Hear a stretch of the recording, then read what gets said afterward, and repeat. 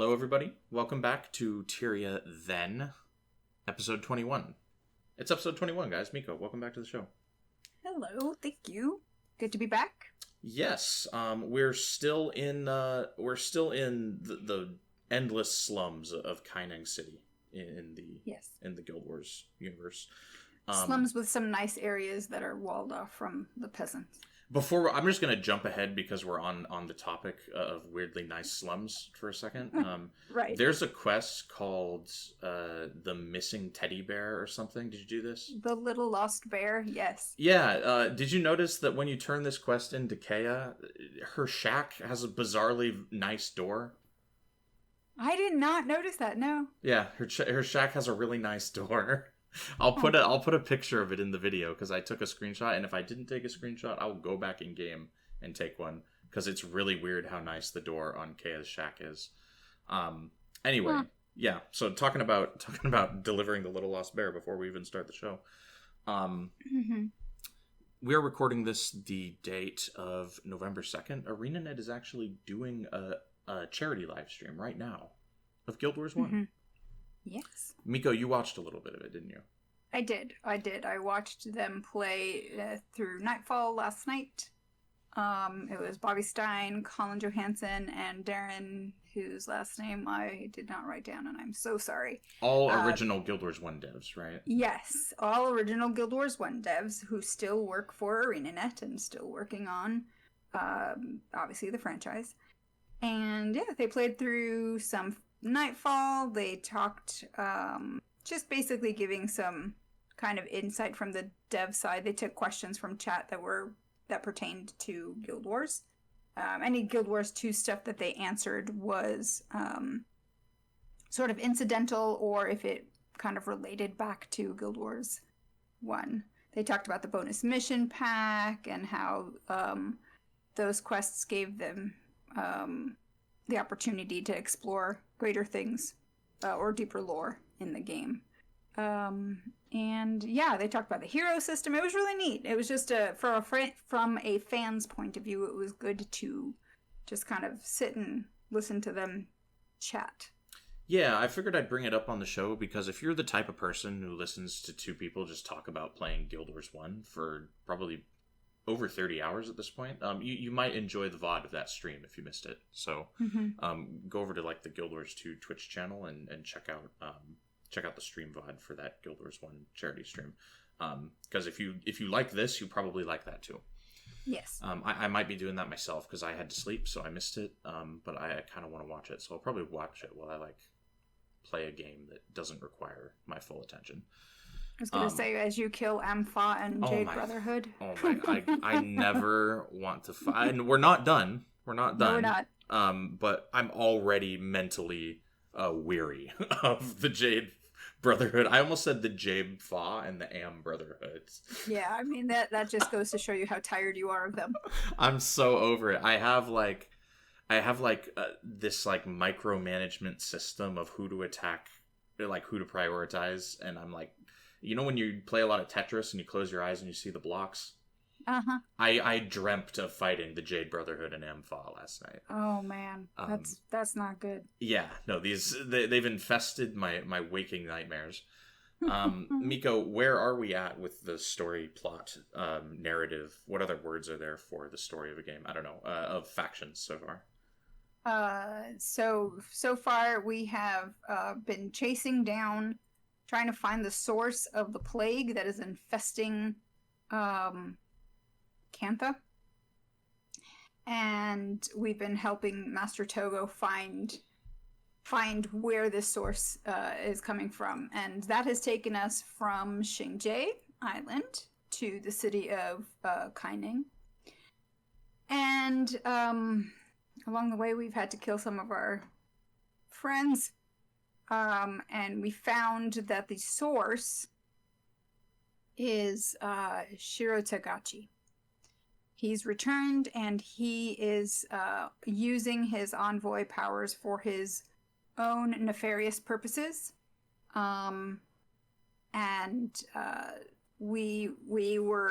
He struck us down at the end of the last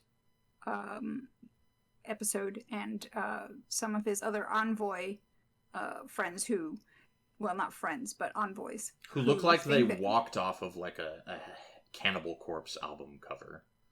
Yes, they are creatures, and they think that what he's doing is not right.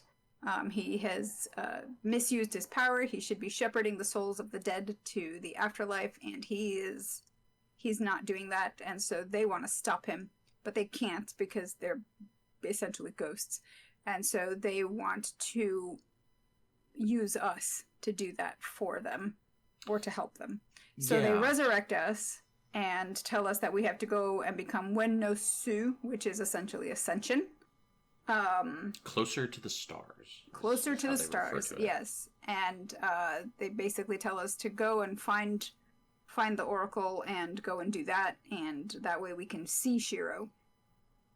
Because without being able to see him, we can't kill him. Kind of like much in the same vein as the Mersat in Prophecies. Got to see him to be able to kill him. Mm-hmm. It's important. We spawn into the Dragon's Throat challenge mission outpost after completing Vaizuna Square. And our goal is to go find, I want to say someone named Nika. Nika, yep. And did you do the challenge mission at all in Dragon's Throat? I did. Did you really? I was sure neither of us would do this. I did not bother. I ran it because I picked up a quest, and there was an elite skill in there that I wanted. That's cool, actually. Yeah. Tell me about this. So I went in and I ran into... So this is a side quest that I did from Minister Jason, or Jason. And yeah, I have things to say about Minister Jason later. Yeah, so the first one that he gives you is capturing the Orient Tome, and he gives you a capsig for that. And then he also says, well, now I can make more signets of captures. Here's another one.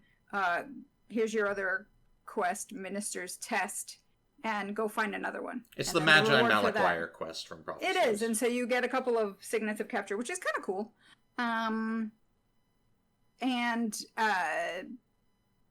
So I went in to capture, what was it? I wrote it down, for crying out loud. Or did I write?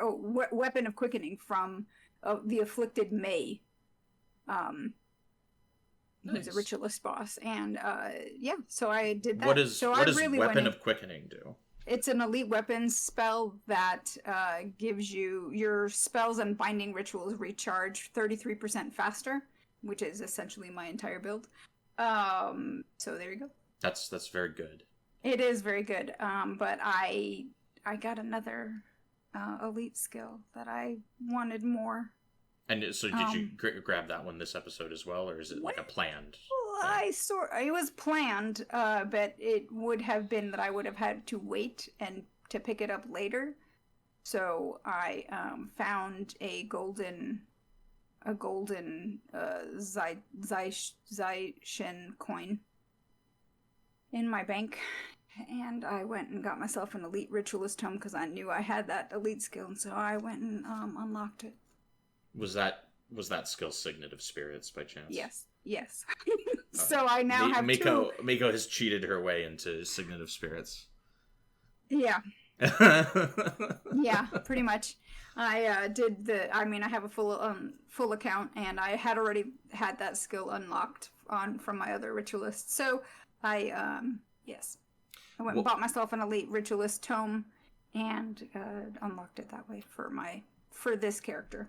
And Signet of Spirits, I believe you hit it. Signets cost 0 energy, and it just spawns like 3 spirits. Yes.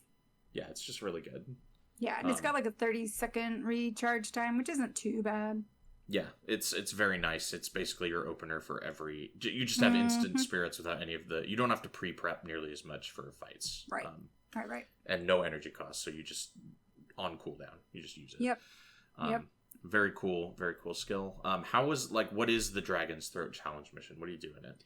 So in that mission, you have to kill as many afflicted as possible within 15 minutes. Not complicated. And No, not complicated at all. And then certain things extend your time, and I believe that's killing bosses extend your time, so that you can continue to kill more. But I wasn't really going in for like the You're not trying to get actual at the top of challenge the of it. leaderboard. No, and I wasn't. I was literally, I went in and I was like, oh, well, I'll just run this and I'll find the path to that boss that I need and we'll just go. So I don't think I've actually ever tried to run that for the sheer actual challenge of it to see how far I could get, like how many I could kill. I think I might have done it on my account to capture an elite at some point, because I do have the skill hunter titles done. So I probably like hopped in for that. I've never done it to try and like be the guy, you know? Right. Yeah. They're kind of like the precursors to Guild Wars 2's adventures, because they have like the challenge missions have like leaderboards and stuff. Challenge missions introduced with factions. I don't think they have them in prophecies. I think that's right. They are a tradition that continues through Nightfall and Eye of the North.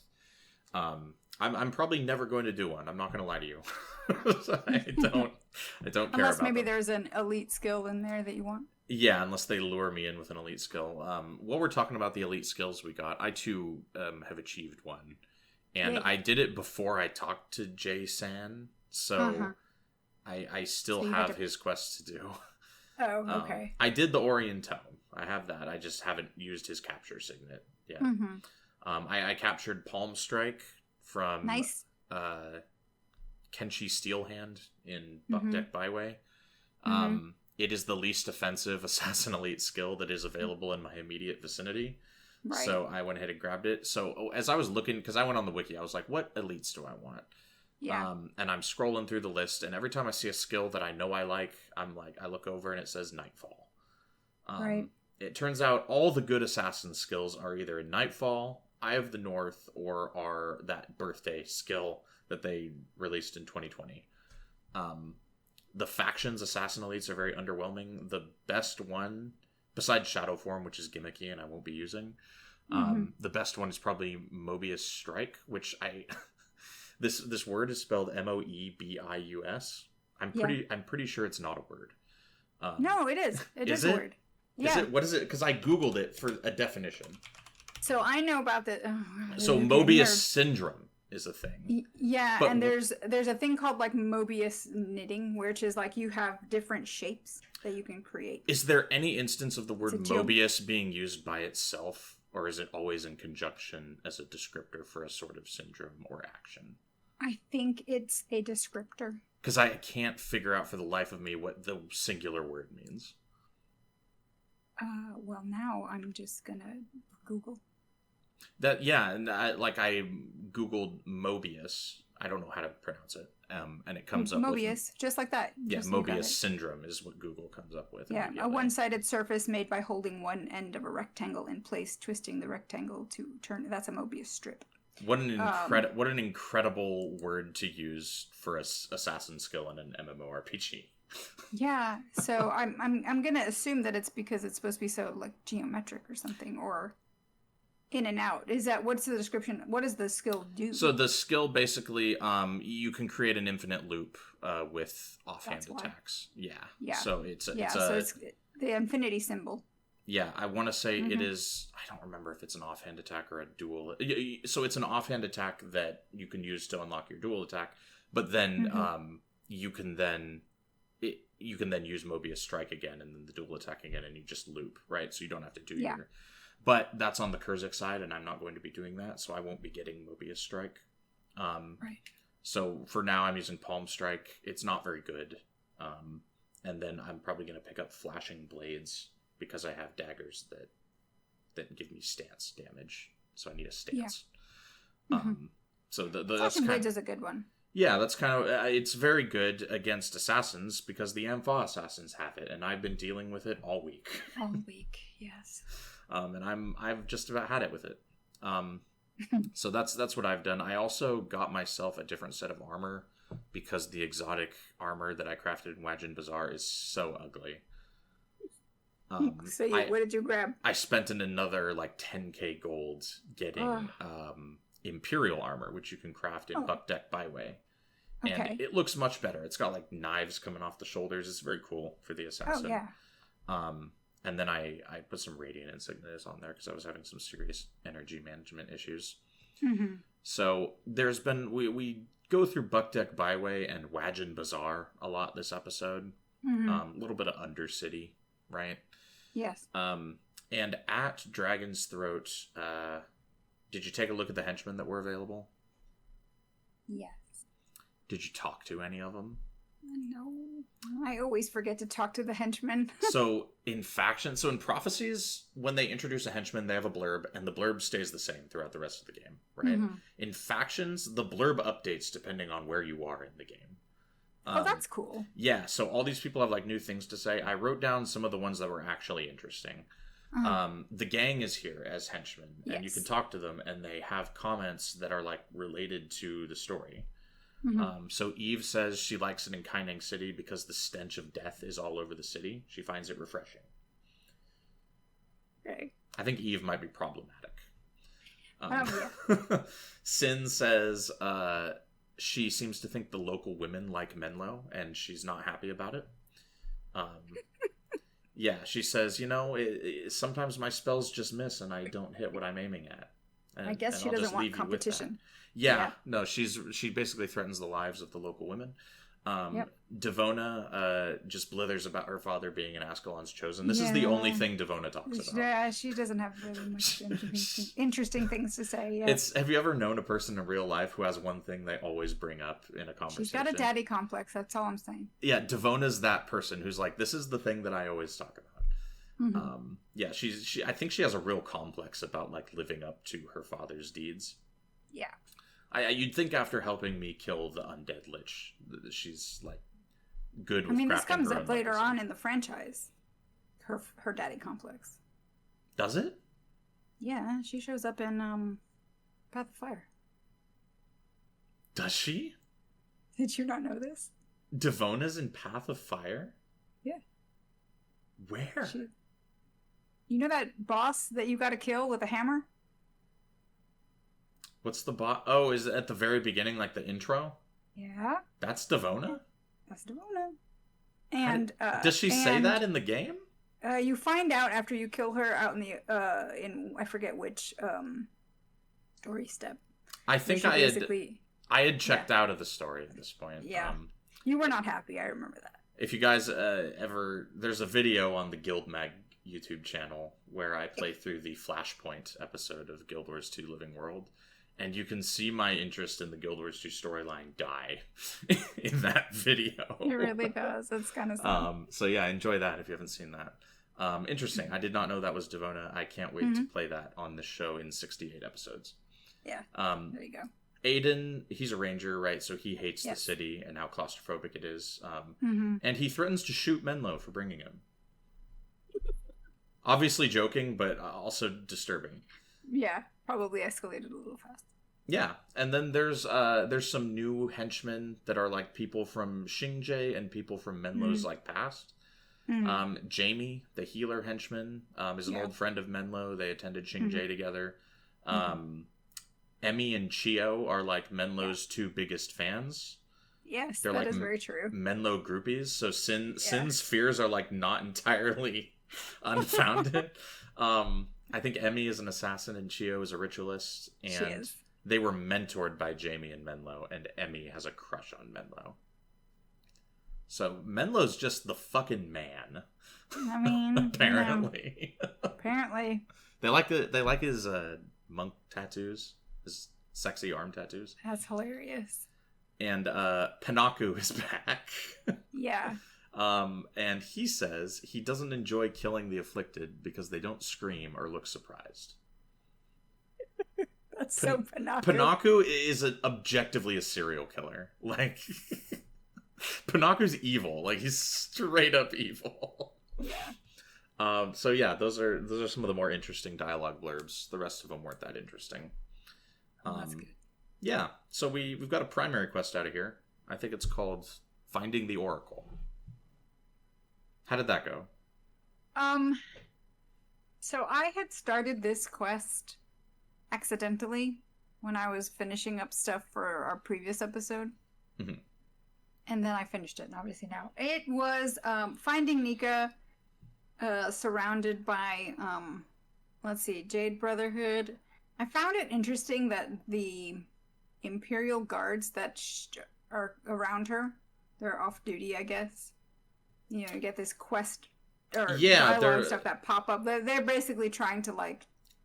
They're sexually harassing her. They're trying to intimidate her, and I'm like, are you serious about this right now? And, and she's kind of like, yeah, whatever. And then one of them is just like, maybe we shouldn't really, like, bother her, because did you see what she did to those guys down there? It's like... she, like, took them out. It's kind of known that she is associated with a guild called the Obsidian Flame. Yeah. Who are kind of like the good guy alternative to the Jade Fa and the Am Brotherhood. The Am Brotherhood. I'm not going to stop doing the Jade Fa. The Am Fa and the Jade Brotherhood. I'm going to do that every single time. Episode, my brain has been rotted by Jade Brotherhood and Am Fa. I'm not kidding you. They're kind of like, if you're familiar with the Harpers in the Dungeons and Dragons universe, the Obsidian Flame is kind of like that. Right. They're kind of like a group of good guys who try to do good guy stuff. Mm-hmm. And Nika's with them. She's like an assassin with purple hair and purple armor. She's very clearly an assassin. Mm-hmm. I would not mess with this person, but I guess these guards were feeling lucky today. Mm-hmm. And I actually encountered this whole encounter will play whether you have the quest or not. Because I went here, Kenshi Steelhand is right next to Nika, so I went there to capture Palmstruck before actually taking and doing the quest, and this whole thing played out. Oh, nice. Yeah. Because after I'd completed the quest, they were not there. So if it's before or during the quest, this will play out. If you complete the quest, it no longer will. Right. And she basically tells us, what does she tell us? She basically tells us that it doesn't surprise her that you know who she is, and that, nor that you've heard about becoming closer to the stars. And she's a former student of Togo. She is a former student of Togo, yes. So then she tells us that to go and find, that it's been some time since she saw the Oracle. But she sends you to a fishmonger to go and find out where the Oracle is, which I found hilarious. His name is literally Fishmonger. Fishmonger Bizoon, yes. There's some interesting, for a quest, because I think you said you did not do the Naga Oil quest, right? I did not, no. There's some interesting character names in this quest. Yeah. We'll talk about that in a little bit. I did think it was funny that Nika, when you talk to her, she literally introduces herself with, "Hi, I am Nika, the assassin of the Obsidian Flame." Yeah. Just in case you couldn't make an inference from the previous dialogue setting. Right. Mm-hmm. Not mysterious in any way. No. So yeah, we talk to her, we complete the Finding the Oracle quest, even though we haven't technically found the Oracle, and we get the Closer to the Stars quest. Mm-hmm. And she sends us to meet a man named Fishmonger Bison. Bison? M. Bison? I've said Bizoon is what I hear in my head. Yeah. And he's over in Wajin Bazaar, and there's there's so many points in this episode where I'm like, oh, I'm done with Wajin Bazaar. And then somebody sends me back. Yep. I never want to exit the marketplace into Wajin Bazaar and go along that wharf ever again. I've probably done it 15 times now. Yeah. And Bison is like over on the docks, and he's being assaulted by Jade Brotherhood. Yeah, he's very thankful that Nika sent you to him, because he's basically, he doesn't even tell you why. He's like, the Jade Brotherhood's returning any moment now, and you're like, okay, that's they're just not after why I'm him. here. Yeah, and so the Jade Brotherhood shows up. They start threatening him, and he's just like, yeah, well, meet my homies. Good luck. And basically you have to kill the Jade Brotherhood before you can continue the quest. Yep. And there's several quests that play out this way. This is one of them. And we protect him. He says we've got to go to Nepui Quarter. Growing up as a child, I always used to read this as Nafui Quarter. It is definitely Nepui. Nepui, yeah. Nahpui. Yeah. he says the Oracle only sees people he's already expecting. Right. And then I think he mentions Loud Cow to us, right? Loud Cow. And he's like, Loud Cow. the gate guard, Loud Cow, is hard of hearing. Yes. Hence the name Loud Cow. Yes. When you're heading up to Loud Cow, you actually see a celestial Kieran first. Yeah. And you talk to it and it has nothing to say. Nothing. But then you talk to Loud Cow and he's like, oh, well, the Kieran only appears if you're actually supposed to be here. So that's how we get in, is the Kieran like hooked us up. But Loud Cow's dialogue, he tells you repeatedly, it's 2006 when they did this game. So because he's hard of hearing, he all caps yells at you because he can't hear you. Yes. Yep. And he is able to ultimately make the inference that we are to enter the is it a monastery? Is it a temple? It's a place where the Oracle lives. Yeah, I mean, I don't even know that it's either. It's kind of like a neighborhood. It's like a neighborhood. I think it's just a neighborhood. Yeah, because the outpost itself is like a square with ramshackle huts all over the place. And then when we enter, there's a cut scene. Yes. And there's a guy named Soon. Yes, Oracle Soon. And he's cranky, is what I wrote down. He's very over it. Yeah. He's like, this is not a big deal to him. No. He says that he's been waiting for you because he knew that you would be coming, and he also knows why you're there. Every time you try to interrupt him or to ask a question, he counter-interjects. He interjects, yeah, and he's just like, stop. I know why you're here. I know what you're gonna do. Just go do the thing. And stop asking me questions. Yeah, it's very reminiscent of like Neo in the Matrix, when he like meets people along the plot. When he meets actually the Oracle in the Matrix, it is very much like the Oracle in this. In this, she's a little more polite, but like every time us, the main character, are like, this really important thing, they're like, go do something.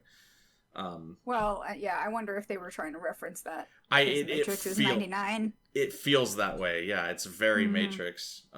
Yeah. And yeah, he basically says we have to complete the challenges in the mission. We have to defeat the celestial spirits of the Kieran, the turtle dragon, the phoenix, and the like actual dragon.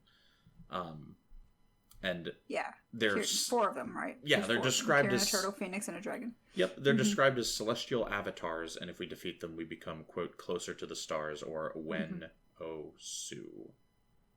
Yes, and he will tells you that if you fail, he's not going to come help you. Yeah, he's basically like, listen, you can try, but I expect you're going to die. Yeah, because people come to him all the time to do the same thing, and he's just like, yeah, sure, whatever. Yeah, and if we can complete this, then we'll be able to see into the spirit realm and actually fight Shiro. Yep. So did you do quests and then the mission, or did you do mission and then quests? I did the mission and then side quests. I did the side quests and then the mission, but let's talk about the mission since we're on the plot train. Okay. In the mission outpost, there's like 4 golden like astrolabe things. Yes. Did you read the little stories on these? No. Oh, yeah, they've each got to interact with them. Actually, I didn't even think that they were interactable, so. Yeah, they've got like the backstory of each of the celestial avatars. Cool. Yeah, basically each celestial avatar represents the story of an absolutely fucking horrific thing that happened to someone once. Oh God. Yeah, for a quick rundown, Keijun Dawn, the Kieran, was once a beautiful healer. She got kidnapped and scarred by the Ampha, I want to say, or just like criminals in general. She made a pact with a demon to get powerful magic for vengeance, and the killings she performed in order to bring the demon forth left her forever corrupted. So that's sad and horrible. Haiji, the Phoenix. Haiji was from a family of warriors but preferred art to combat, so he's like a painter, right?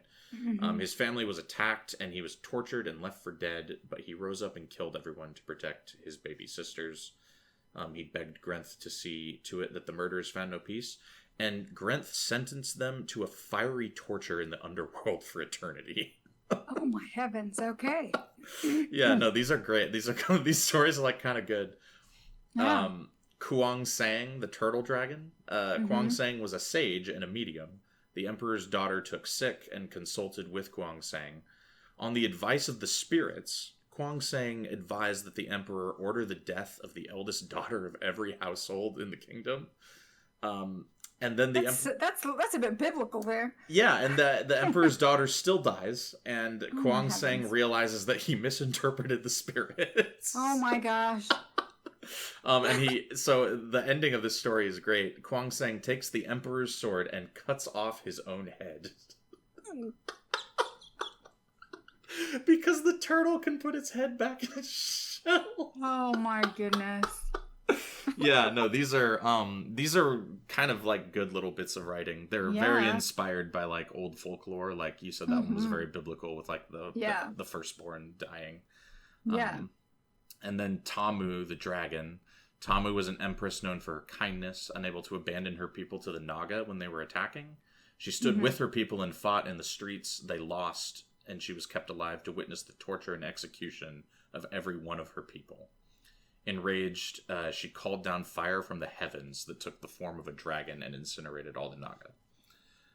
A classic case of too little, too late. Yeah. So yeah, all those stories are pretty good stories. They're good. Yeah, no, this is like a tier writing from the Arenanet team. These are excellent. They're all very horrific, but they all have poetic justice in them. To kind of give you that like yin and yang kind of thing going on. Yeah, very good. I enjoyed those.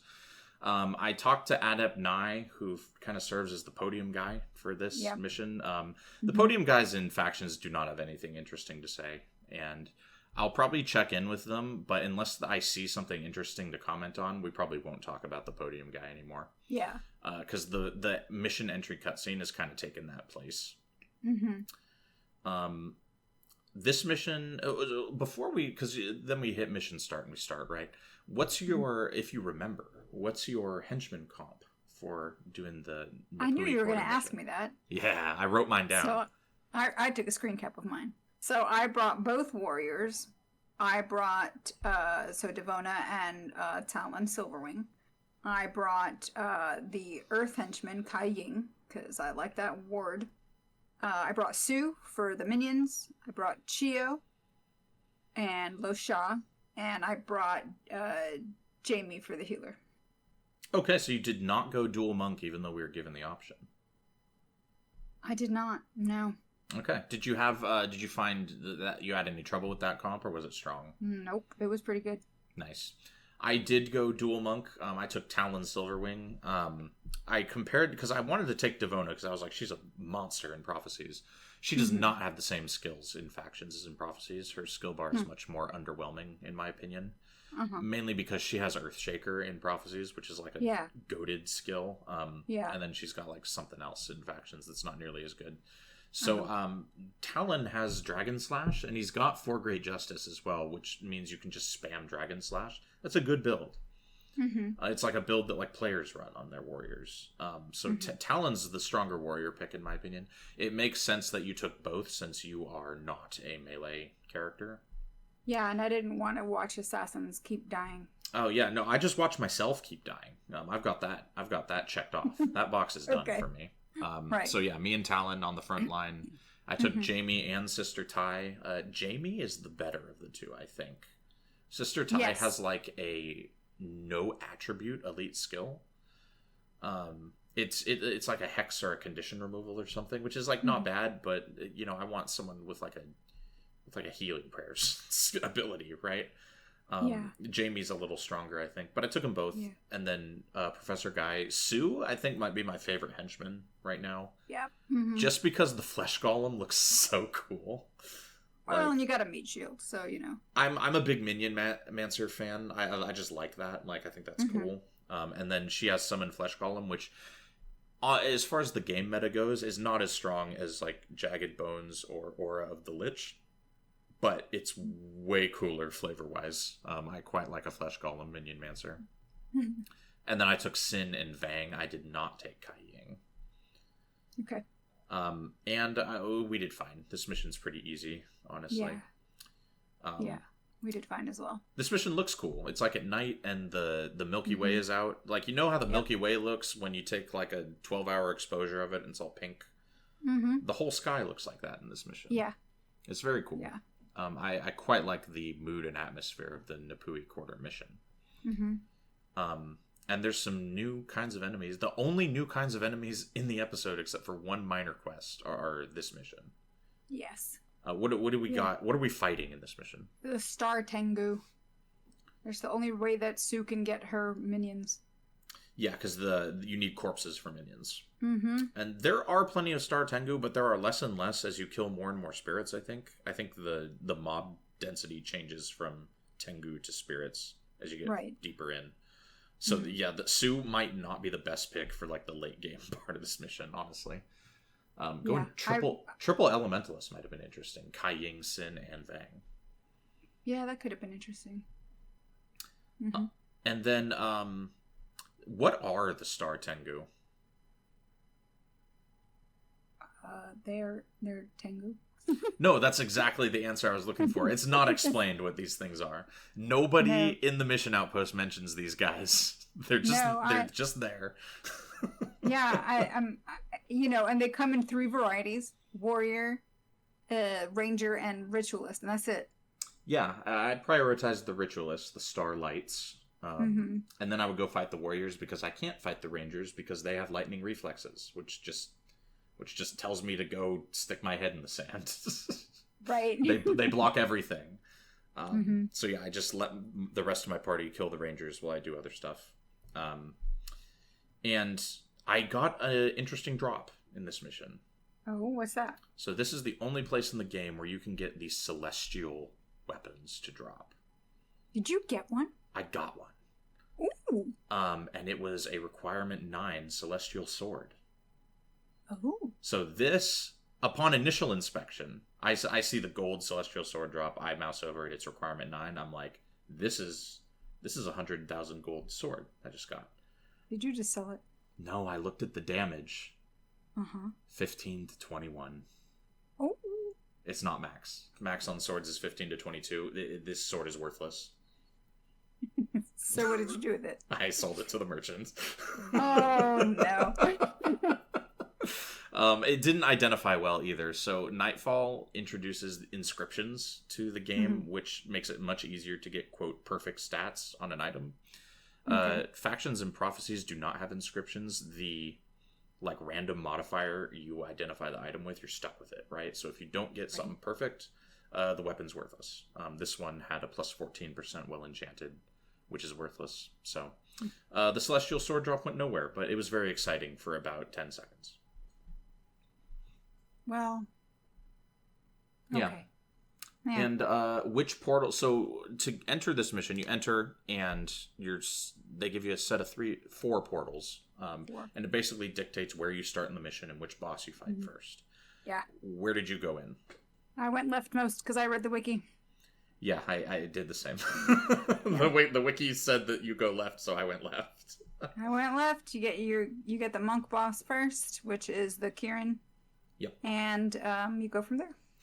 Yeah, and I think the left way, you either want to go left or far right first. You don't want to start this mission in the middle, because then you're going to have to start backtracking to Right. And you want to go point A to point B to point C. Right, and the enemies will respawn. They do. So, yeah. If you linger somewhere for more than 3 minutes, enemies will respawn. I did get lost in this mission. Did you? I did. No, actually, I kind of took it. I was trying to just keep track of where I was at all times. So, oops. I didn't get as lost as I remember having gotten lost previously when I ran this mission. Yeah, it's Quickening City, and we've talked about this before, but it's just everything is so visually samey, and the mission map in particular is so bad at showing you where a pathway is, as opposed to just impassable texture, right? It's very easy to get yourself lost in Quickening City, and this place is no exception. After you kill either the turtle boss, it's after you kill the turtle boss, which is the second one after the Kirin, if you take the leftmost portal. There are 2 bridges. I went across the wrong bridge. So I did that. I still got the Master's reward, even though I got lost. So that was fine. It just, it's like 2 minutes of my life I'm never going to get back. And the Dragon boss is the third one, and then the Phoenix Hygie is the last one, I want to say. Yes. And I remember this mission is quite tough in hard mode just because of how large the mobs get with the second and third bosses. And the dragons in particular are very dangerous because they're lightning surge elementalists, I want to say. Yep. But in normal mode, it's not very dangerous, and you can kind of just plow through everything. Did you have trouble with any of the boss fights, or you kind of just mowed through it? No, kind of mowed through it. There was a couple of times when I thought maybe we were going to get spiked by the elementalists, but I just moved back a little bit and tried to be smart about how I was aggroing, and to not let us get overwhelmed. But for the most part, the meat shields served their purpose. The warriors were hardier than assassins, so they could kind of tank a little bit and take some damage.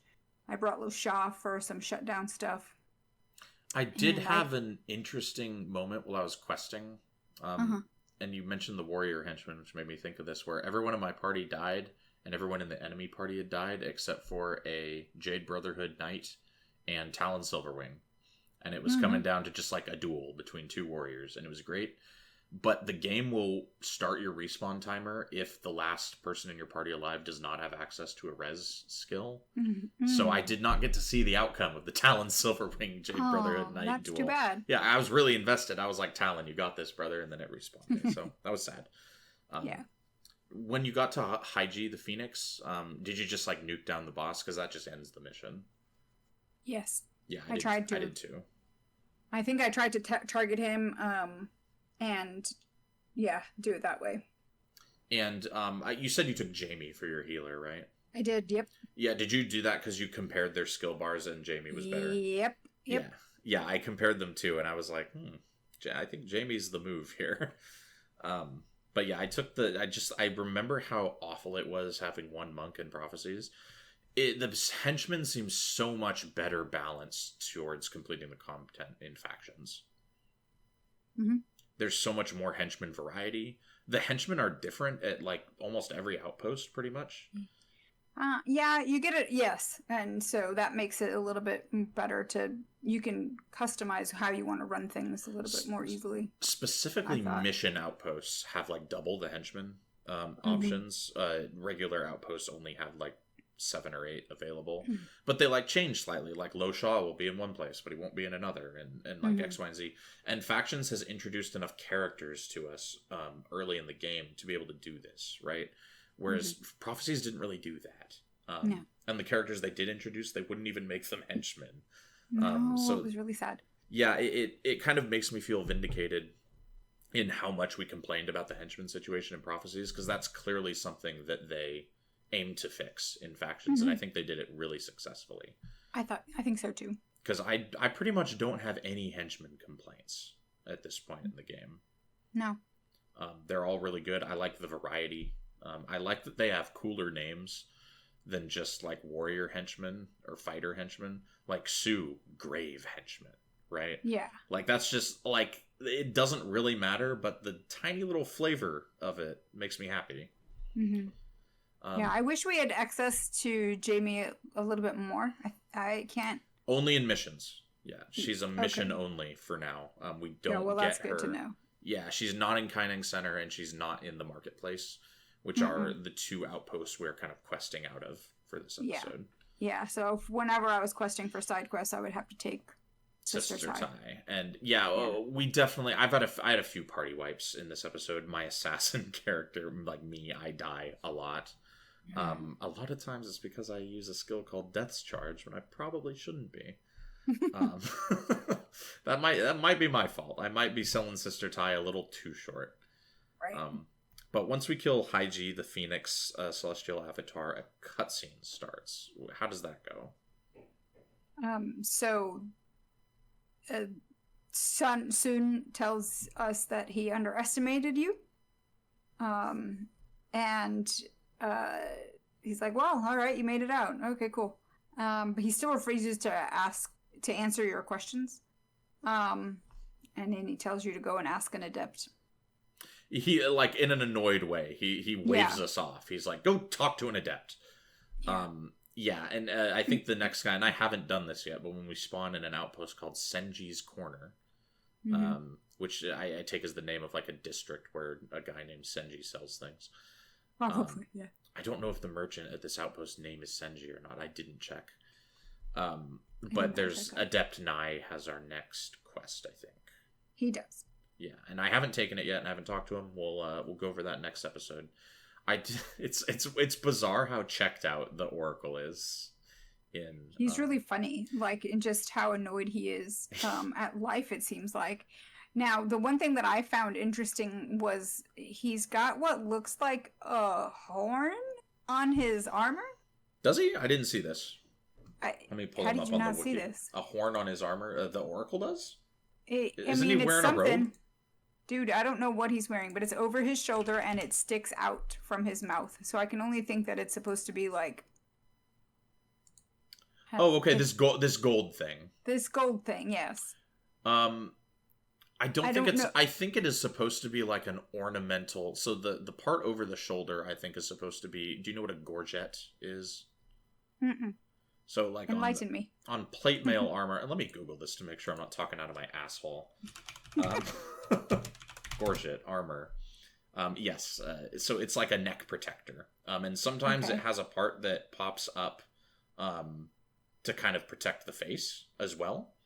And I think it's like one of those, like a piece of... But the thing, it looks like a trumpet of some sort. It's very visually distracting. I didn't see it at all. I can't unsee it. Yeah. I like that Miko cannot get over this. I know. It's just, I'm like, what are you going to do with that trumpet, bro? The mouth of it is red, so I don't know if it is a trumpet. No, but I mean, it looks like a horn. No, I see what you're saying, because if this is supposed to be a necklace or a tassel, this is the most, like, minutia anyone has ever gotten into Soon the Oracle. But I think it is drawn, for want of a better word, rendered, I guess, in such a way that makes it look like it is supposed to be sticking out like a trumpet. Like, the perspective of how it is drawn makes it look like it's protruding rather than hanging. Right. So that's weird. Yeah, I don't know if they just like drew it weird and it's supposed to just be like a necklace, or if I don't know. It's supposed to have some sort of... Oh, do you know what? Or is it something that he speaks it because he's an oracle? Like, that's where he will make pronouncements out of. I have an even better theory. Okay. He needs this because it is a megaphone for talking to Loud Cow. Oh, you know what? I wouldn't be surprised if that's it, because it kind of does look like an ear trumpet. It looks a little bit like an ear trumpet. Let's go down to see. There is no trivia on or notes on the Soon page on the wiki, so I do not know if we have confirmation on that. I'm going to, after this episode, I want to tweet at Bobby Stein. Yeah, see if he'll answer this, because it's very strange. And ask him if this is an ear trumpet or a megaphone of some sort. Yeah, that's a very interesting piece of visual design. Yes. Very, very interesting that you noticed that, because it completely sailed by me. The second part of the cutscene here, he does like crack a weird joke about like parlor tricks at a Naga Cub's birthday party. I don't think Naga Cubs have birthday parties, and I certainly don't think they hire like magicians. No, yeah, he's just very annoyed with everyone. He's over it. Life. He's just over it. Yep. Yeah, and he wants us to leave. And don't waste any more of my time. Yes, and the camera kind of pans over, and immediately I'm like, okay, this is our Shiro segment of the cutscene, because I remember a lot of the cutscenes and factions have the story part and then the Shiro part. Mm-hmm. But I am noticing that we're not in like the urine yellow washed out flashback sepia tone. So I'm like, okay, this must be current day. And it is. Yeah. So there's two ministry folks like walking down an alley, and they get ambushed by Afflicted, and they start running away, and there's more Afflicted. And then Shiro shows up. Shiro shows up. He's watching from a short distance away, and you see that the ghosts rise up, right? The spirits rise up from the corpses, and they ask him in some really bad voice acting, "Are you going to take us to eternal paradise?" Is what they say. And then Shiro goes, "You're not going to paradise." That's right. And they're like, "We're not. What's going to happen?" And then he's like, "You're going to fight for me. You are going to obey all of my commands." His voice acting is so fucking bad. Are you an envoy? Yes. Are you here to take us to eternal paradise? You're not going to paradise. What are you going to do with us? I'm going to make you into my soldiers. You're going to fight for me. We won't do it. You can't make us. You will do whatever I tell you. It's really like, yeah. And so they're like, "You can't make us." It's basically like that. "You're not the boss of me. You can't make me do that." That is a hell of a thing to say to like a ghostly spirit envoy. I know. And he's just like, "Oh yeah, kneel." And they basically obey him because they cannot disobey him. Then he's just, yeah. It's so funny that they're like, "You can't make us do that." Well, obviously, he very much can. Yes. And so he just laughs when they're forced to kneel, and he's just like, "Bow before your new master," and that's pretty much the cutscene. Yeah, and then he has like a textbook villain laugh. Oh yeah. Yeah. No, it's here's the thing. Even though the voice acting is corny, I'm here for it. Mm-hmm. It's very good stuff. I'm not even that. So I believe because the story's not super clear on like why Shiro is generating a plague. Does the plague siphon energy to him for his return, or does he just need foot soldiers? Yeah, I don't know. I think we'll have to keep playing to find out. Ooh, segue to the rest of the show. Yeah, so that's where we're at with like the main plot of the game, and it only took us 50 minutes of showtime to get there. That's right. This episode. There was a lot of side questing this episode. I didn't mean to do as much as I did. I meant to skip a lot because a lot of these quests like aren't interesting. Yeah. Quest wise, there are some high highs and there are some low lows in this episode. There's a ton of quests I did that I was just like, that's not even a thing. Yeah. Like, why does this exist? Yeah. A few of those quests, I'll just like glaze through them. Mm-hmm. The story, I don't think the story actually takes you to Quickening Center. I thought it did. I had to seek it out by myself. Oh. Well, then I know that I sought it by myself as well. It might take you there like way later, but as of like right now, I had to go there by my lonesome. I had to like figure out where it was and walk there. Quickening Center is kind of like the Lion's Arch of Cantha, of the Factions campaign. It is the city, right? It is the city, and it is very, very well populated by players. It's well populated by players as a major city outpost. There, I even saw some trade chats going. People like buying and selling stuff, which is not something you see a lot of outside of Kamadan and Nightfall. It's very nice looking compared to the slums that surround it. So it's kind of like that's very typical of like a major city, right? Is like the city center is nice, and then you start branching out, and you're like, oh, that's kind of what's going on in Quickening City. Lots more of that kind of gray, nice stone and red like wood that we saw in Xingje Monastery. More of that sort of stuff. Lots of NPCs, tons of NPCs. Yes, tons of NPCs. So there's like a lot of quests that you can pick up. Yeah, and 3 of them are for transitioning campaigns, which I did not pick up. No, I picked one up by accident, and then I realized, wait a minute. Me too. So I picked the Eye of the North one up on accident because it actually sounded interesting. I was like, yes, this sounds good.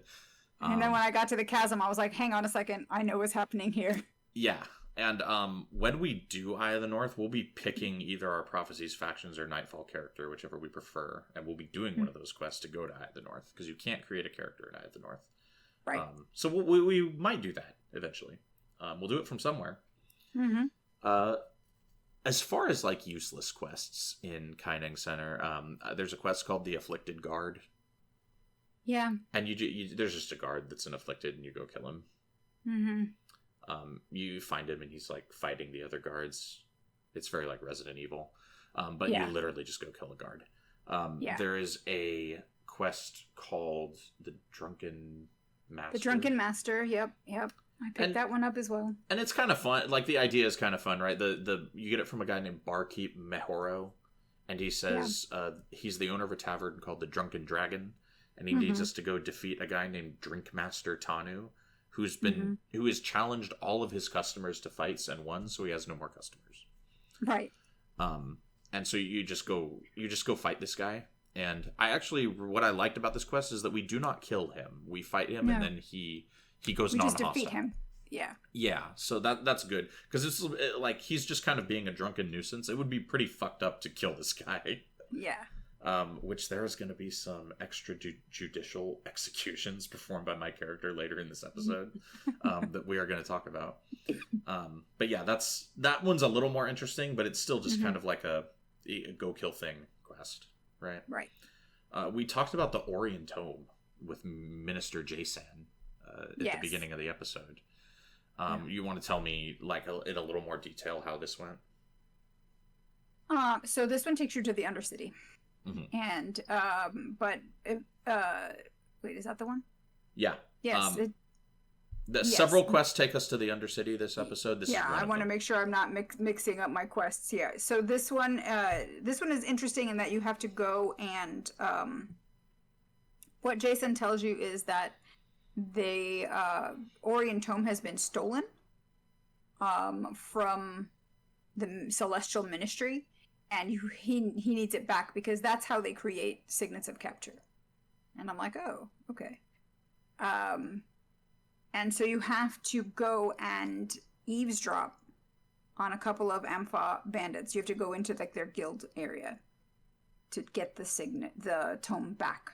And so the bandits, when you come up close to them, they're basically just laughing about how easy it was to steal the tome from the Minister of Earth. Now, when you walked into the Undercity, in your quest log updates, it tells you to eavesdrop on these guys. Did you check the quest log and know that you needed to eavesdrop on these men? Yes. That's why, because I was like, let me see what I'm supposed to be doing here. I was going to like just barrel through and kill them.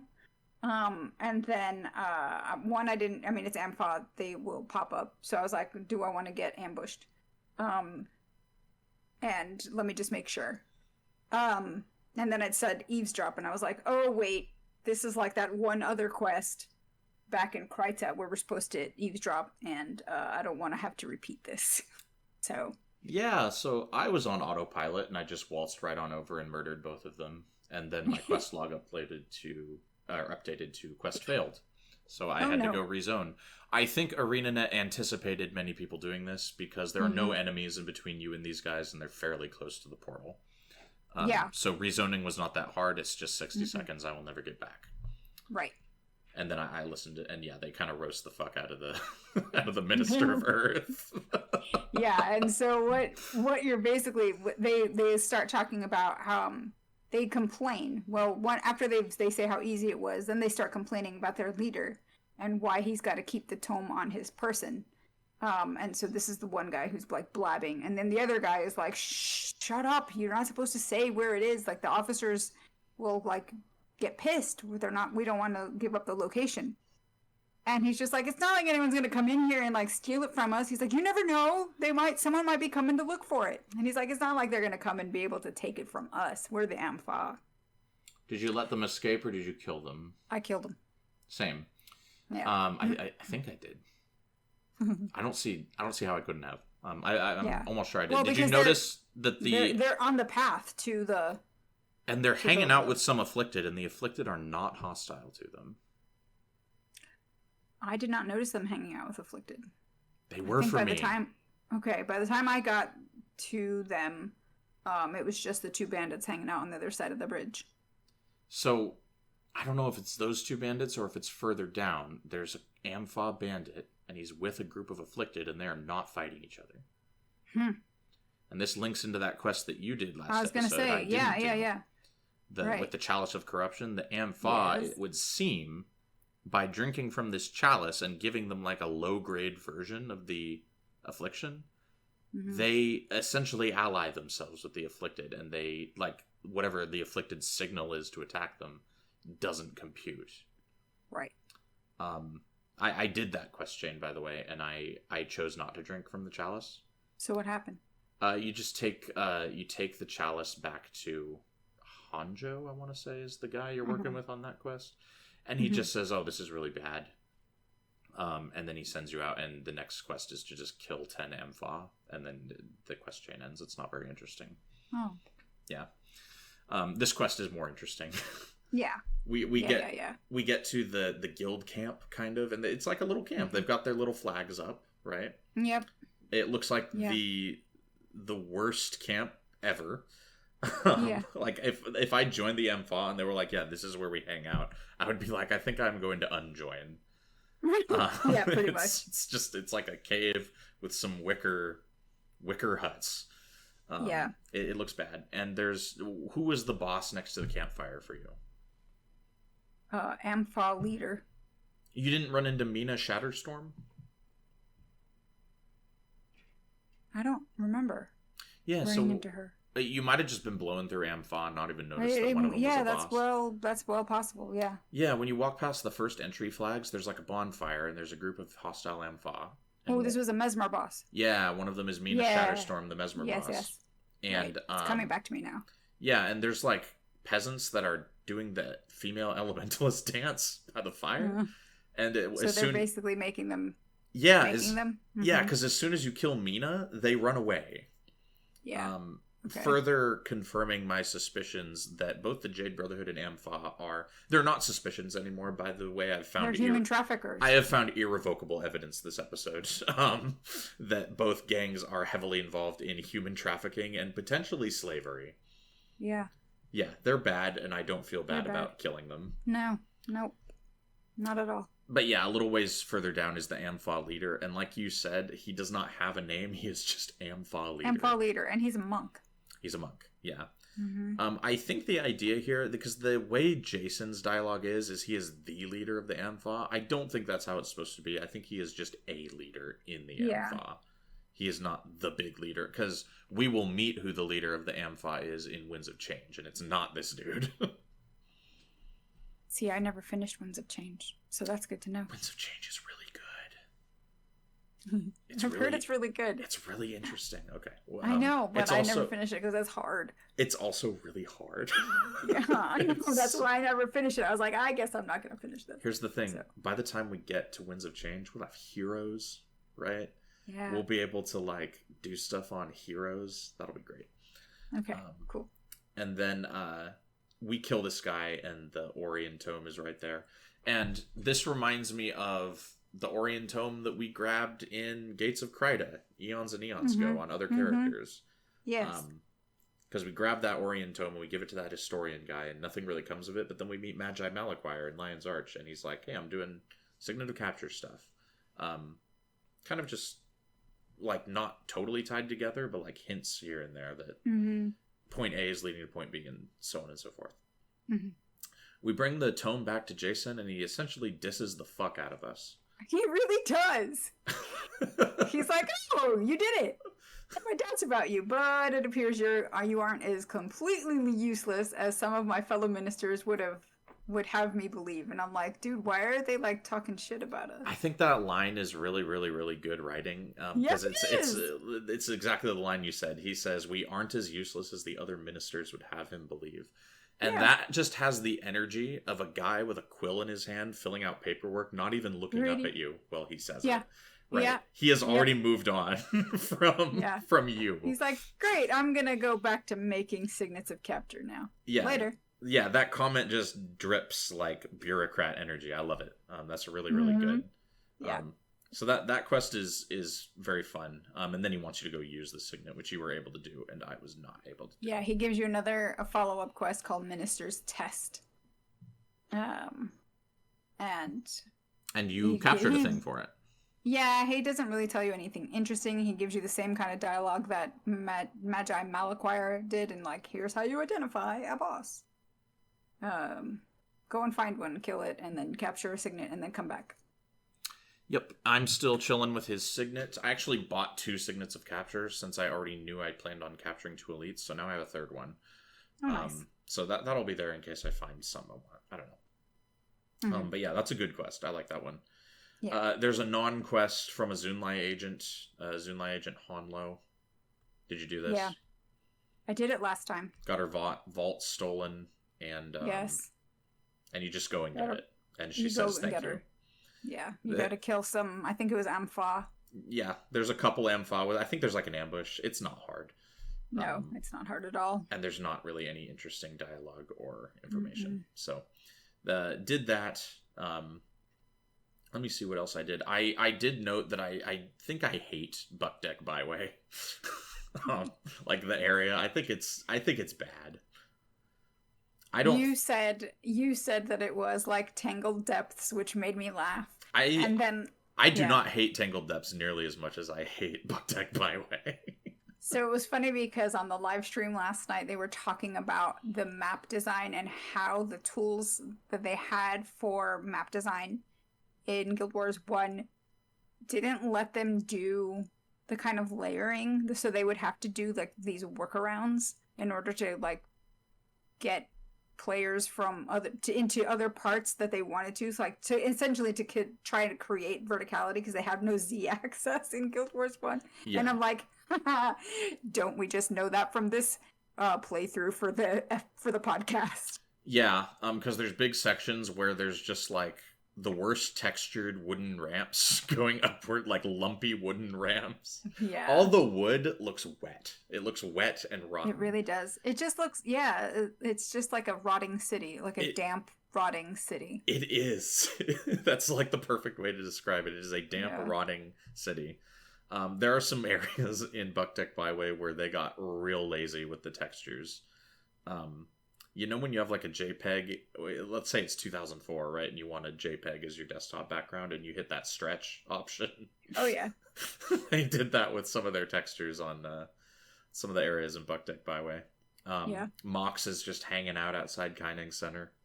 Still not talking to him. Still not talking to him. I'm like, I just salute him as I walk by. Talk to you later. Right.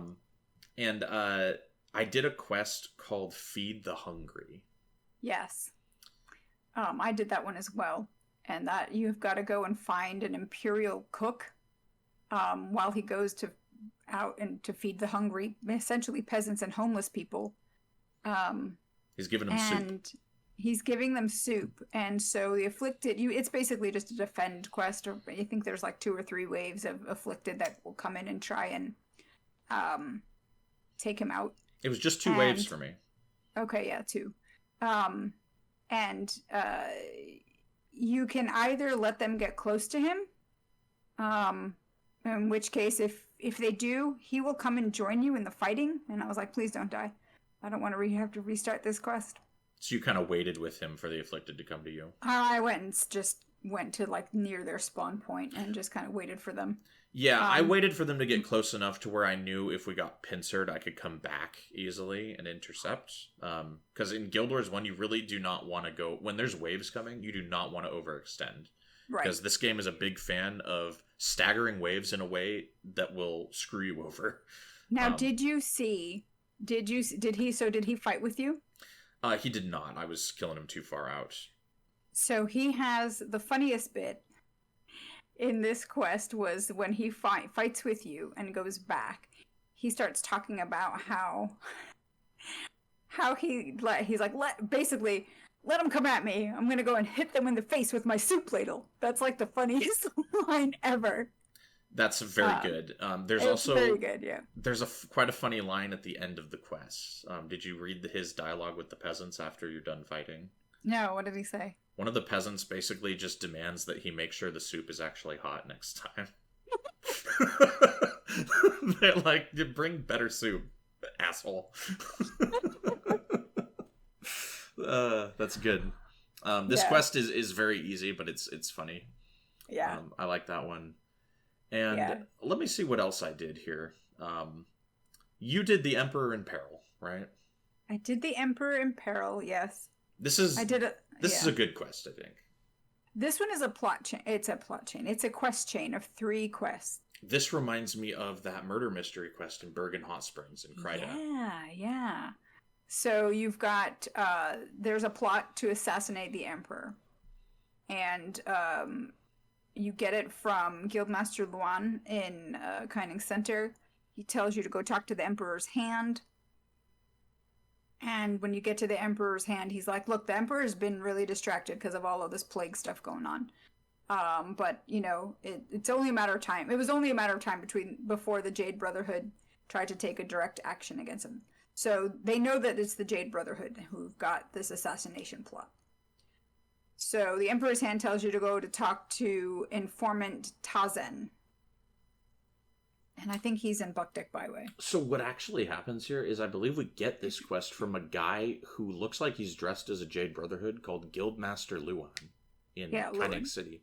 And then he sends us to Raizu Pavilion to talk to the Emperor's Hand. Mm-hmm. Raizu Pavilion is this like opulent pagoda behind Quickening Center, or in the center of Quickening Center maybe. Which is completely devoid of anyone except a guy named the Emperor's Hand just standing in a plinth in the middle. Yeah. It's like got like shiny red tile. Everything is like gold trimmed. It's very opulent. Yeah. You can think of it as like the throne room. Yeah, essentially. The throne room for the hand of the king. Mm-hmm. Nobody gets to see the actual emperor, except I think we meet him soon. Or towards the end of the... Is it next episode, or is it towards the end of the game we meet the emperor? I think it's at the end of the game. Okay. And then, he sends us to meet this Tazen guy, who is in, where else but Wajin Bazaar. Oh, Wajin Bazaar, right. And you meet up with this guy. He is in Wajin Bazaar, right? I think so. I think so. Because I think you go out the portal of the market, and this was the first time I turned left instead of right. Yeah, from the marketplace. So yes, so he's out in Wajin Bazaar. Mm-hmm. Yeah, and what does Tazen have to inform us about? He's like, I have some information for you. My fear came true. My identity's been discovered. And it says the one hired to kill the Emperor is a foreigner who arrived on a ship called the Siren's Song. Yes. And then he tells you to go and deliver the message quickly. And then he says, I'll see you in the mists. And he's not kidding. No, because by the time you get back to Guildmaster Luan, because you've got to go back to him to tell him, and he's like, so they hired an assassin from across the sea? Well, that seems accurate, because Tazen's already dead. And it's like, I just left him. Yeah. How did that happen so quickly? Yeah, he's like, in the time it took you to fast travel to Quickening City, Tazen has died. Yeah. So yeah, Tazen's dead. We're kind of questioning people, and then they're ending up dead. That whole type of thing is going on. Mm-hmm. And that completes that quest, and then we get a follow-up quest called The Plot Thickens. Yes. And I'm noticing a lot of these quests are like a chain of 3 quests that could just be one quest. Mm-hmm. And this one seems like one of those. Yeah. But I think the idea here is to dish out plenty of XP and plenty of Imperial commendations. Yeah. Have you used your Imperial commendations to I haven't. Rewards? No. These are great. They're really good. Yeah. You can get superior salvage kits and identification kits for these. Oh, I need to start using them then. Yeah, so like you have like a fully fleshed out account, so it's not as huge of a deal for you. For me, spending 2,000 gold on a salvage kit is a big deal. So if I can get out of doing that by just using these commendations, 5 of them will get you a superior salvage kit, which functions as an expert salvage kit but has 100 uses. I spent all of these on superior salvage kits. Nice. So yeah, I'm kind of enjoying the quest chain nature of a lot of these so that I can get those. And The Plot Thickens is a cool quest. We just go to the docks and we question people who are on the Siren Song.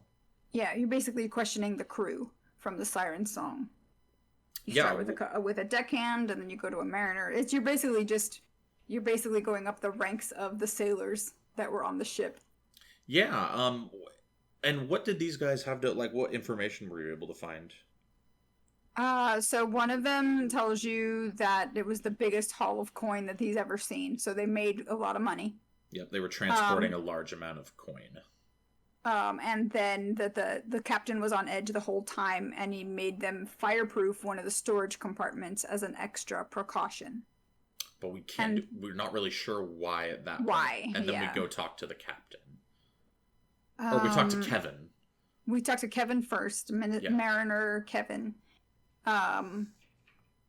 And this was the interesting part because, what's his name? The guy who got killed, the informant, he said that it was an assassination plot started by a foreigner. Mm-hmm. But then Kevin tells you that it was a bunch of rich Canthans and some unmarked cargo. Yes. And that the captain was worried that the boat would catch fire, which is why he asked for the fireproofing of the compartment. Yes, at which point we follow up with Captain Ander, and he confirms that it was supposed to be a voyage for a bunch of rich Canthans to see the Ring of Fire. So they went to the Ring of Fire Island chain, and he says they brought back a, quote, fiery devil that nearly burned the ship down. I think, so this is, whereas we've seen some really good writing so far, I think this is maybe a little sloppy. Either that, or it's like a blind that the informant got some wrong intel. Maybe, because it seems like the story to me seems to be like the voyage for the rich Canthans to see the Ring of Fire is the cover story for what is actually happening here, which is taking a large amount of money to go get this thing from this island and bring it back to Quickening City. Is that what you're getting as well? I mean, yeah, but it's still like, if it's not the Jade Brotherhood who we think is behind the plot, or who we've been told is behind the plot, then who is this foreigner that's behind the plot? Right, and they said, Luan says that it's a foreigner that has been hired to kill. And I'm wondering, because we find out what this fiery thing is this thing the foreigner? Like, maybe. Are we saying like fiery demonic monsters are we describing them as foreigners? Yeah, maybe. I mean, who knows? I know that, and because the captain Ander says that the monstrosity nearly got loose and burnt the ship. Yeah, so there's not a lot of clarity missing here in this quest, and I think it could have been done with a little more cohesion. And then the end is also kind of disappointing. Well, and by the time we get back to Luan, again, all of the sailors are dead. Oh, they're all dead. Killed. Yeah, no, they've been murdered. Which is really funny to me, because I'm like, okay, so if someone is shadowing and killing all of the witnesses that we keep talking to, or was that planned? Yeah, and it seems that somebody is shadowing us. That's the impression I'm getting, that our questioning is being followed by whoever's trying to cover this up, which doesn't make a lot of sense. You should kill them before we get to them, not after we've already talked to them. Yeah, and I would have liked to confront whoever's shadowing us. Yes, because the next one is yeah, go ahead. The question, what you're saying, like the quest chain just kind of ends. Yeah, well, and the quest, the next one, the last one, is called It Ends Here. Yeah, and I was doing this at 2:30 in the morning last night, and my first bullet point under It Ends Here is quest title, I fucking hope so. I was very weary at this point in my play session. And so this one sends us to the Undercity as well. It does, yeah, because Luen's theory is, since he hasn't heard anything about any fiery creatures being moved through the city, they have to be moving it through the Undercity to avoid detection. Right. Did you find... he sends us there to kill it, essentially. Yeah, and it's not that far from the entrance of the portal. It is right around the corner. Yeah, it's right around the corner, which is convenient. I was like, thank God. Yeah, and so you have to kill 5 fire golems. And this is an interesting... This is an example of a term that's kind of become a meme. Ludonarrative dissonance. Because the story is telling me one thing and the game is representing another thing. Right. We're told that this is a fiery demon that almost burned down the ship and they had to fireproof the hold. These are flesh golems with necromancer skills. Yes. And I'm like, wait, what? Because so we kill these. Yeah, we kill the. Yeah, and they're named fire golems, but they're not. And like you said, they're necromancers. there is no visual burning effect. There is no fire skills. There is nothing fire about these things at all. Now, if we remember our time on the Ring of Fire Island, these are flesh golems from the Ring. They're there. Like we fight flesh golems on the Ring of Fire. These are the same model, same skill set. I'm pretty sure. Yeah. They spawn little minions that you have to kill after they die, and that's it. Yeah, they can summon some bone minions, and that's some like consistent like lore consistency, right? Because they could have theoretically fetched these creatures from the Ring of Fire and brought them back. The whole fire angle just doesn't make any sense. Like, just make these hydras. Yeah, just make them hydras. They have fiery enemies. There's they so many. Brought in like the Spark of the Titans. Oh my God! I can think of. They picked out of all of the fire enemies on the Ring of Fire Island chain. They're like, let's go with the necromancers. Right, because they're big and ugly, and we can just bring them, and they're imposing looking. Okay. It's just such a weird choice when we have the fire drakes on the Ring of Fire. Yeah. We have the the lava imps, and the sparks of the Titans, which I think. It would have been so much more interesting if they were like, yeah, we've gotten our hands on a Titan. Right? Oh, wow, yeah. That would be so interesting and a good follow-up to, like, the Prophecies campaign in general. So, yeah, big misstep here using the flesh golems. And we kill them, and that's the end of the quest. Yep. We are thanked for our services. That's pretty much it. Yeah. What other did you do? Any other side quests? Because I did. I still have like 5 other ones I did. So I think we talked about. I'm just going through my list here. I think we may have talked about all the ones that I did. The list is so big. We did Little Lost Bear, which I think we talked about. We just got to go and retrieve a bear from an old chest. Yeah. Also in Wajan Bazaar. And this was the one that I was just like, okay, the pathing on this is driving me bonkers because it's that kind of layered texturing type thing that you have to go up and your quest marker makes it seem like there's a path. But no, you have to find the stairs, which is way around the corner because Guild Wars 1. And I'm actually sending you in Discord the picture of this very nice door outside her hut. Okay. Look at how nice that door is in that ramshackle Oh, yes, hut. I did see that door, and I totally didn't even register, like, hey, why does she have a nice door? It's so beautiful. And I looked at all the other hut models around. I was like, are there any other huts with this door? This is a unique instance of this hut with this door, as far as I can tell. I wonder why they coded that in. It's so weird. Another thing that I might have to tweet directly at Bobby Stein about. And be like, why did she get this door and not something else? Yeah, what, like, who, why? Look, so one thing that I learned last night is that they were using Excel spreadsheets to, like, do their coding and then just plunk it into the game. And so, I don't know, maybe they got their formatting wrong, and so that's what ended up coming in. It's incredible. I love that this door is so nice. Yeah, I did do that. There is a quest you can find in Buckdeck Byway called Missing Daughter. Oh. Did you see this? I did not see this, no. When you're just wandering through Buckdeck Byway, if you take like a wrong turn and go down like an alley that you should never go down, you're gonna run into a girl named Aiko, and she's surrounded by non-hostile Jade Brotherhood. And she has an exclamation mark over her head, and you walk up to her and she says, "Help, they're trying to kidnap me." As soon as you accept the quest, they all go hostile and you have to kill them. Oh, no. Yes, and then we can escort her back to her father. Oh, well, that's good. More evidence that the Jade Brotherhood are abducting children. Yes. You'll remember a quest from last episode I did where I think I helped protect a guy who had helped the Jade Brotherhood abduct people. So now I think my character feels bad about that, and now we're trying to kind of pay it forward. But yeah, there's a lot of stuff in this area that like basically intimates that these gangs kidnapped and trafficked people. So these gangs aren't just like petty crime. There's a little more going on than that. Hey guys, welcome back. Sorry about that. My internet went on the fritz, and my internet provider actually had to fix it, and that took a couple hours. So this is about 2 hours later, and I was just talking about the missing daughter quest, wasn't I, Miko? Yes, you were.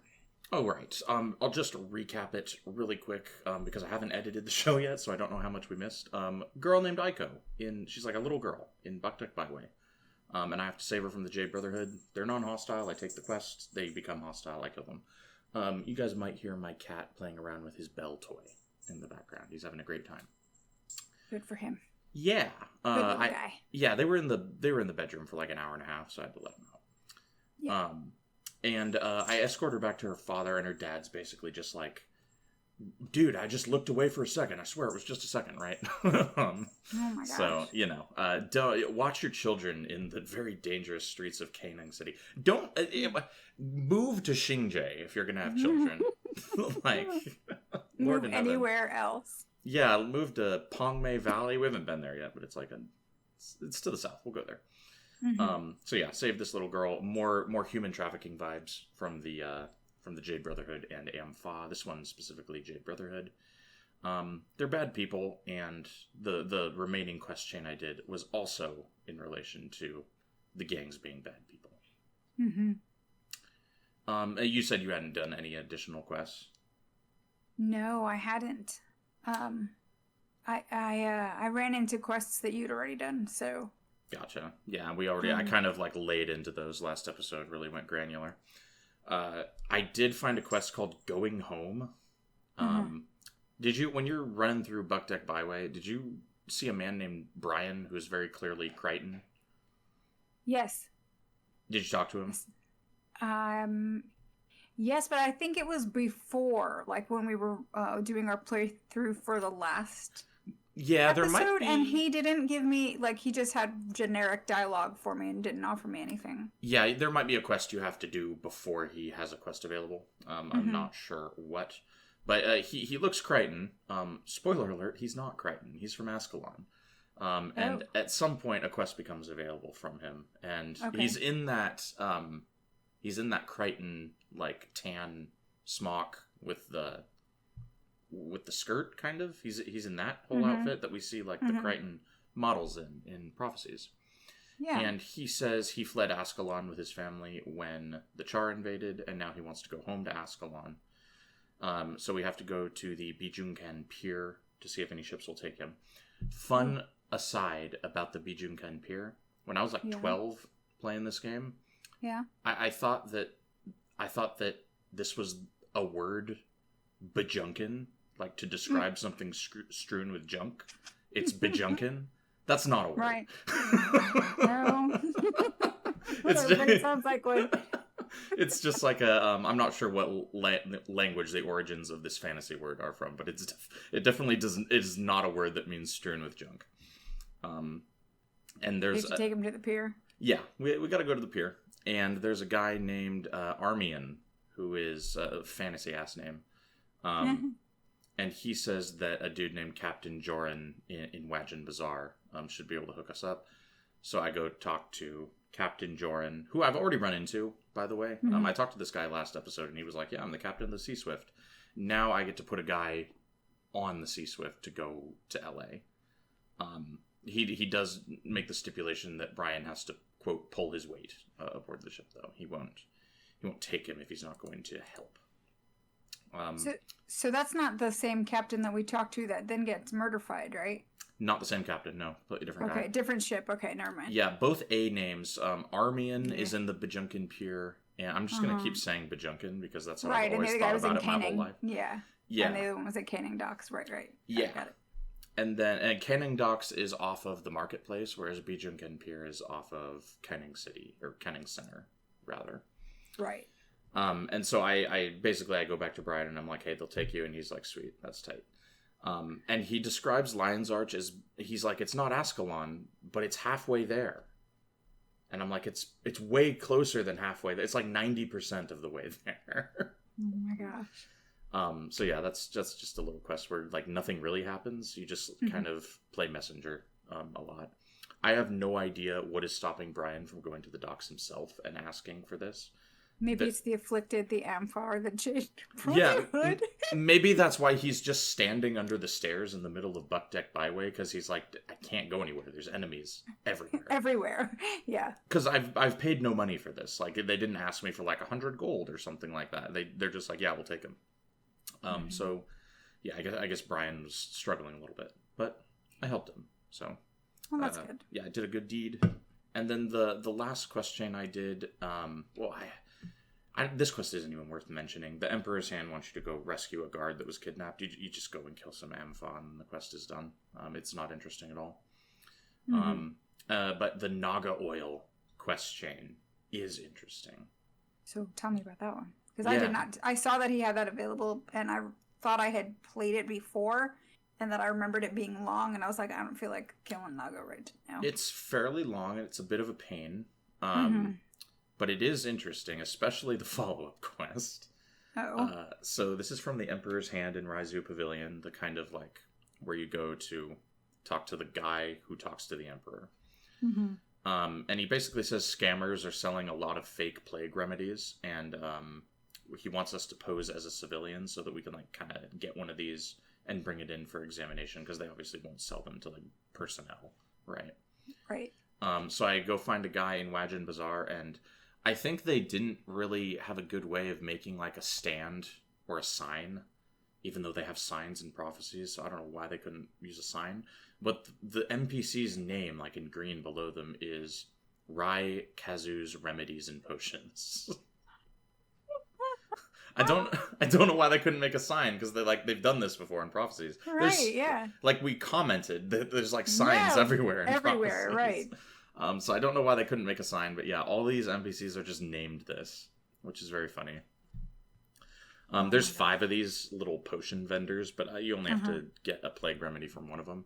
Right. The problem is they need Naga pelts, and there's no Naga nearby. So did you have to go back to Xingje to like kill Naga? I had to go back to Haiju Lagoon to kill Naga. Yeah.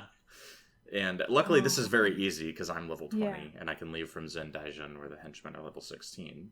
Right. So I go do that. And I go back to Mr. Remedies and Potions, and I buy one of said Remedies and Potions. And I bring it to the Emperor's Hand. And he says the formula is A, highly addictive, and B, the bottle bears the official seal of the Minister of Flame. So the Celestial Ministry is in on this. Yeah, so the Minister of Flame is like getting a cut to sell these. Why on God's green earth would you put your official seal on these? Because they're blowhards and they want the credit? Like, I don't know. Like you're already... Or they want to pass it off as like legit. I guess if you want to pass it off as legit, yeah. Because I would have thought that these are like an illicit option, but maybe the reason they've made it this far without being investigated is because they have an official seal. Right, and, yeah. The next quest kind of backs that up, because the Emperor's Hand is kind of like the CIA in that he just does whatever he wants. He doesn't go through like law enforcement channels. Right. He just does whatever he wants, because the next quest... he works for the Emperor, so... Yeah, he works for the Emperor, so he doesn't... This man doesn't give a fuck. The next quest is called Street Justice. And dear. Yeah, and the Emperor's Hand is basically like, normally we'd arrest these guys, but due to the government bureaucracy in Quickening City and the corruption, it would take a really long time, and they would just get back out because the Minister of Flame will protect them. So go kill them all. Oh my, okay. Yeah. Just go kill all these potion vendors. Wow, okay. Yeah, and so I walk up to these guys, and they are non-hostile until I walk up to them, at which point they turn hostile. But they do not run in to fight me. They are unarmed, and they run away. And I have to run them down and murder them. Oh, no. I mean, Panaku would be proud. Did you take him with you? I think I did have Panaku, because I think I usually take him when I leave from the marketplace. And yeah, so I had to, like, extrajudicially execute these unarmed, defenseless shop vendors. Oh, my goodness. Ampha do pop out and ambush you when you attack one of these guys, so it's like, in case you needed some... Extra. Yeah, in case you needed, like, an extra reason why it's okay that we're killing them, they are working with the Ampha. So yeah, I executed them. So they're working with the Ampha and the Celestial Ministry. Yeah, no, it's a whole circle jerk of That's interesting. Of corruption to sell highly addictive drugs to the masses disguised as plague remedy. Wow. Yeah. Yeah, you know what that's called in the United States? Adderall, baby. No, I'm joking. No political opinions here on Tyria then. But I took that, so I murdered all of them, and I took that info back to the Emperor's Hand, and he just patted me on the back. He was like, "Good job. I'll make sure the Emperor finds out." And that's the end of the quest chain.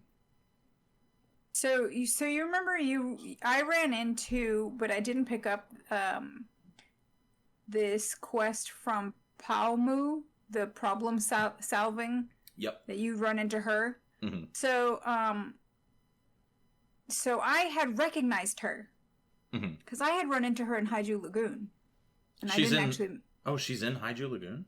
She's in Haiju Lagoon, and she has a previous quest that runs into the problem-solving quest of where you've got to go and search for that Thorn Devourer salve. I must have missed it because I have no memory of doing that quest.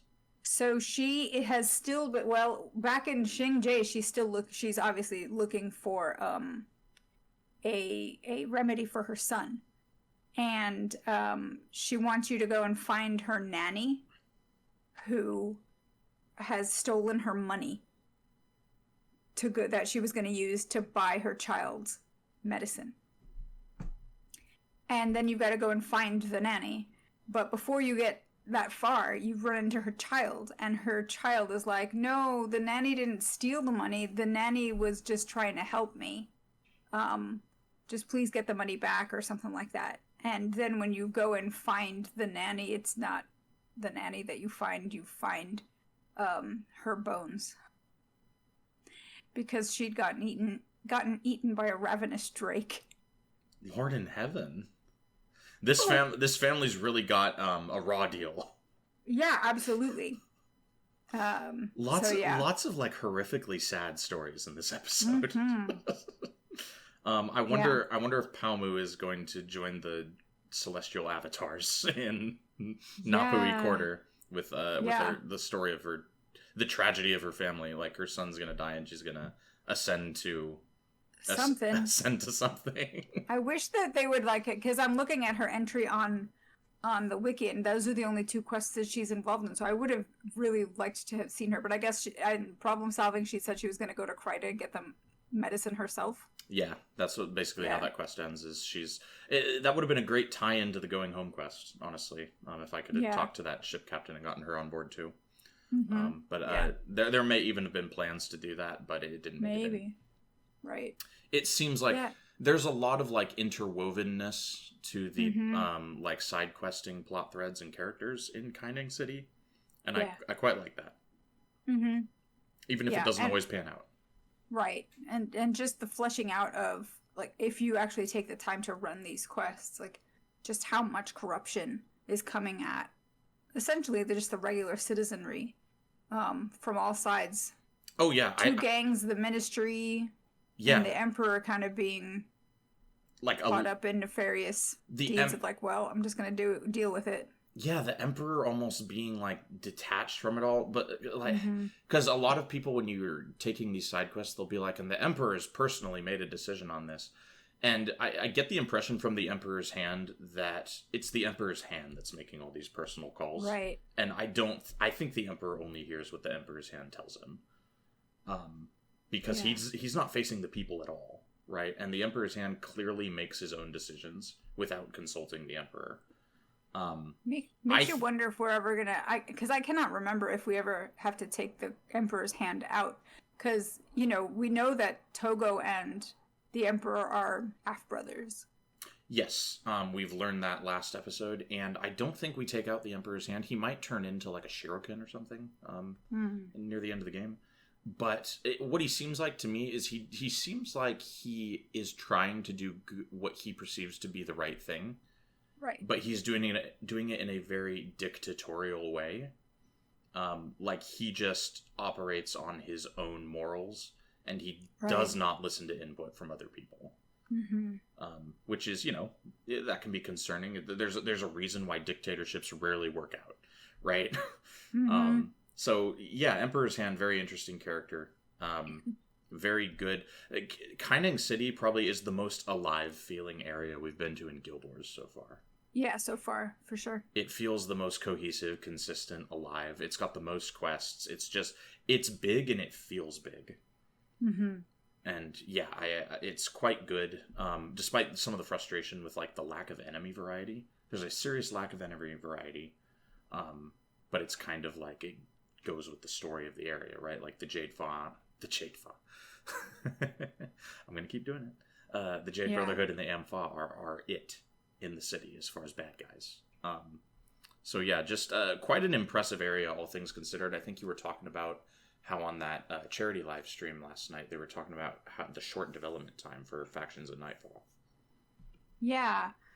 Just because their tools, I mean, the game was simpler. The game engine was probably simpler as well from what they've got to deal with in Guild Wars 2. But just the tools that they had on hand because of the simpler design just allowed them to develop more quickly so that they could whip out like 50 quests in just a couple of weeks. Yeah, or that's really 50 impressive. maps in, just a couple of days.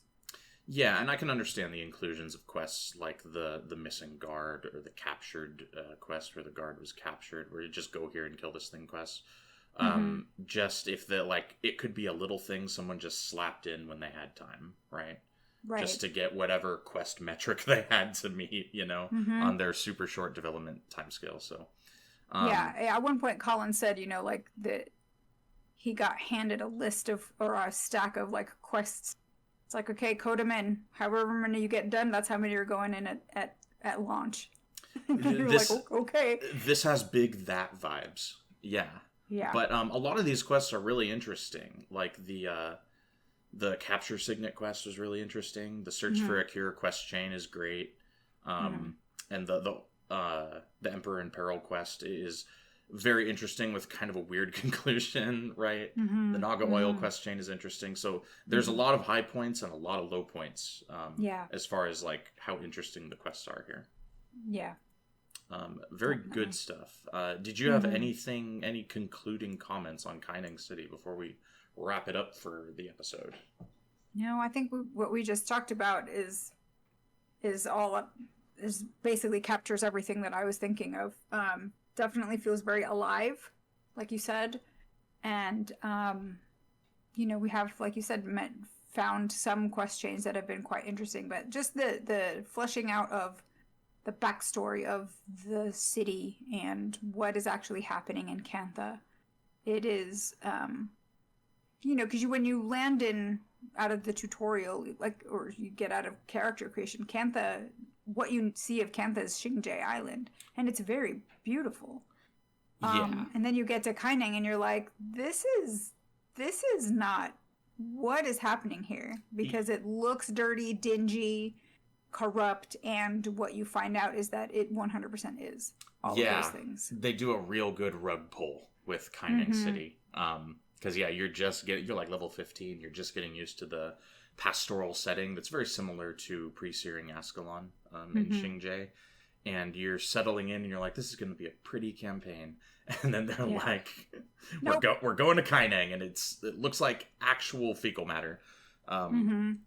It's like you said, despite the like low quality of the graphical textures, they really communicate, the colors really communicate the palette. It just looks rotten. Like everything just looks wet, rotten, and gross, and it's super well done, given the graphical capabilities of the time. So very impressed with Quickening City so far. We're gonna be in Quickening City for probably at least another episode. I know we got the Tenekai Temple mission to do, and then is there another mission? I'm not sure, but I don't look at my list. Yeah, I don't know factions off the top of my head as well as I know prophecies. So, but I think that's where we're headed next episode. I think we'll be doing Tenekai Temple next episode. Yes. I remember it being kind of hard, so we will see how that goes. Miko, where can everyone find you on the internet? The good people can find me at Inky Sticks on your social media platform of choice. Perfect. Everybody go follow Miko. She retweets the show, so if you miss the Tyria then tweet, then you can look at the Miko tweet. Follow us on Tyria Now on Twitch and Twitter, and I think we're Tyria Now on YouTube as well. Yes. You can just search Tyria Now or Tyria Then on Google. It'll probably pull us up. And if you would like to check us out on audio, we're on Spotify and Apple Podcasts as Tyria Now. The show is Tyria Then, so you can go there and follow those. And enjoy the show in whatever setting you so desire. We will be back in 2 weeks with another episode. This will be going up on Monday, 11/4. Is that Election Day? Nope. Election Day is 11/5. Gotcha. Okay. So pre-Election Day. Perfect. So this will go up. If you need some anxiety relief, listen to us. Bingo. Yeah, no, if you're sweating it, just turn us on and melt it away for... I had an internet outage, so I don't know how long this episode is, but like an hour and a half. Yeah. That is it, guys. We will see everybody on the next one. For now, later, everyone. Bye.